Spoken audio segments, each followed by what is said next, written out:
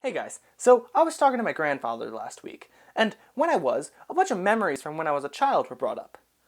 Which reminds me of a time when me and my friend TJ literally broke into a house. Unintentionally. So the time is 2008, and I'm visiting my grandfather in Pennsylvania. When I'm there, I don't really have anyone to talk to, really, except for his neighbor, who's my friend TJ. Now we're both about 10 years old at the time, to put it into perspective. So something TJ and I would always do whenever I was visiting is we would work on our fort. This fort is in my grandfather's other neighbor's yard. Specifically, the woods bordering their yard.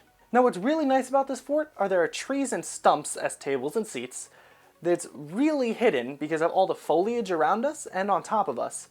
And then also the entrance is guarded by thorns, so you need to know exactly how to get in there. So when we would hang out, we would either make rooms in our fort, clean it, or make trails around it. Some of these trails led to either raspberry bushes, natural water, or some led to houses. Now something that was always very important for us was to be able to have stuff for our fort. Now, we both brought some stuff from our own houses, but that was not enough. What we did was we took the trail to the one house. Now at this time, I'm kind of just following along with TJ because I don't live up there, I don't really know the area, and TJ doesn't really live there that much either, but he's there a lot more often than I am. So what we do is we take the trail to the house. Now something that we always would follow by is that you have to be very clever and sneaky when going through the woods. This was no exception. We would go around the border of the property looking to see if anyone's home, and then when we didn't think anyone was home, we went into the garage. Now the garage was open, and there was one car, but we didn't see anyone, so 100% chance no one is home, right? When we're in the garage, we see all sorts of things, from egg cartons to hold our massive golf ball collection that we found in the woods, to tools to help build the fort, to tons of other merchandise. So of course, like reasonable 10-year-olds, what do? We take it. We literally went into someone's house, saw some stuff, and then just borrowed it permanently. We did about 2 runs of this, of course, until when we were on our third, we went in and we wanted something even bigger.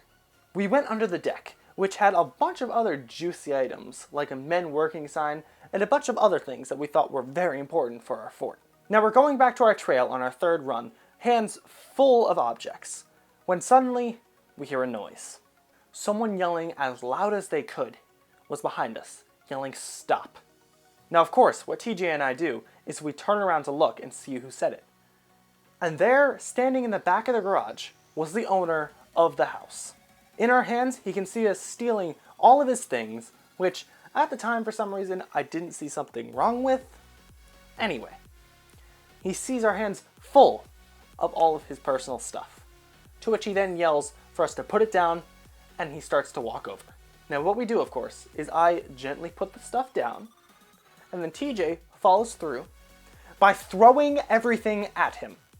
Once he did that, it's game over. We ran to our trail and then ran to TJ's house, which was about a quarter to a half mile away.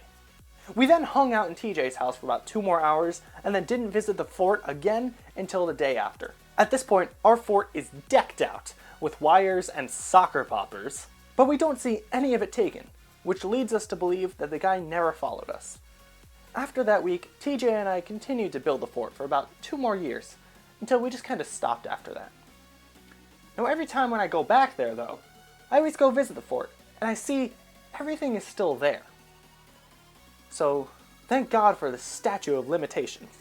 Still, when I think about it, we literally broke into someone's house, stole their stuff, and then didn't face any consequences for it. So, it was pretty good. Now I actually shot this video right before this, and I listened to it, and the audio was absolutely terrible. Something was wrong with my mic. But second go, I hope it's okay. If you're watching this, I at least thought so. So, if you have any opinions on this topic, make sure to leave them down in the comments below. If you liked it, make sure to show your support. If you want to see more content like this, subscribe. I'm Tyler, and until next time, I'll see you around.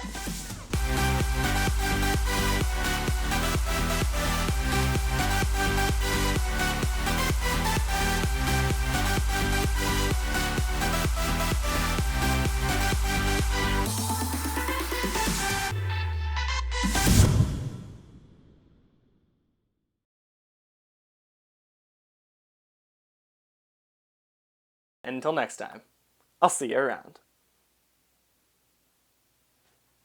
Please be okay.